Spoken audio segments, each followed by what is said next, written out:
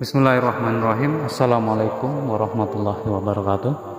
Sahabat doa ilahi yang dirahmati Allah, kita sering mendengar mengapa ada yang belajar agama tetapi tidak sholat.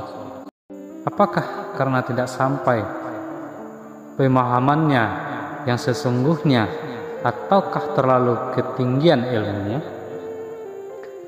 Terkadang kita sering melihat malah semakin tinggi ilmunya, semakin tidak tampak ibadah syariatnya. Di sini kita sering timbul dugaan dan buruk sangka.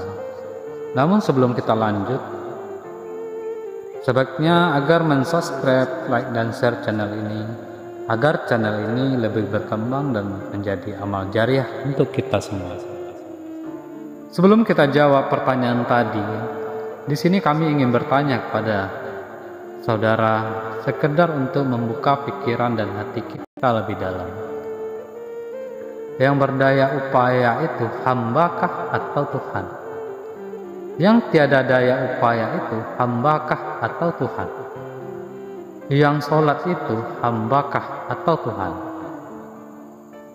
Ini merupakan pertanyaan sulit untuk kita jawab. Nah, di sini sebagian kita pasti paham dengan apa yang dimaksudkan dengan kata-kata di atas. Namun jika begitu kesadarannya, mengapa diadakan perintah sholat?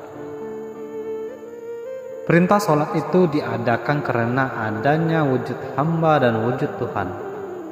Ada yang menyembah dan ada yang disembah. Jadinya ada dua wujud. Nah, yang ini syirik namanya. Sifat wujud itu adalah sebenarnya sifat Allah. Sifat wujud itu esa, hanya Allah saja yang layak bersifat dengan sifat wujud. Selain daripada Allah sebenarnya bersifat dengan sifat tidak ada. Selain dari Allah adalah diadakan atau diwujudkan atau maujud. Jadi untuk memperkenalkan dirinya, maka Allah telah tajalli atau menzahirkan sifat adanya. Kalau tidak dengan ini, bagaimana dia bisa dikenal? Apabila Allah menzahirkan sifat wujudnya, sifat ada itu tetap menjadi milik Allah juga, dan mustahil akan menjadi milik selain dari Allah, termasuk juga tidak akan menjadi milik kita sendiri. Kita ini hanya mazhar atau bayang-bayang semata. Yang ada itu hanya Dia. Kita ini hanya sifat yang diberi kuasa, diberi ilmu, diberi penglihatan, diberi pendengaran, dan diberi yang lain-lain. Senyatanya semua itu hanyalah Dia. Seharusnya yang kita lakukan ketika Allah memperkenalkan sifat adanya, hendaklah diakui sifat wujud yang sedang diperkenalkan itu adalah sifat Allah. Tetapi kebanyakan kita di atas muka bumi ini telah salah sangka adanya Allah yang sedang diperkenalkan itu telah dianggap sebagai adanya diri sendiri.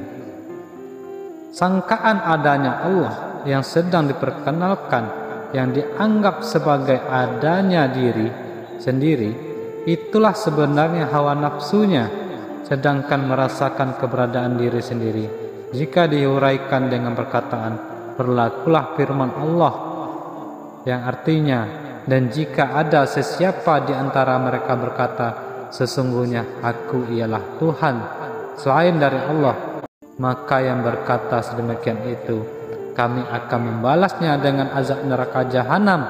Demikianlah kami membalas golongan orang yang zalim itu.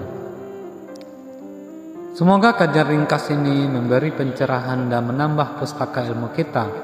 Lebih dan kurang kami mohon maaf. Yang benar itu hanya milik Allah, dan yang salah itu tentu dari hamba yang hina ini.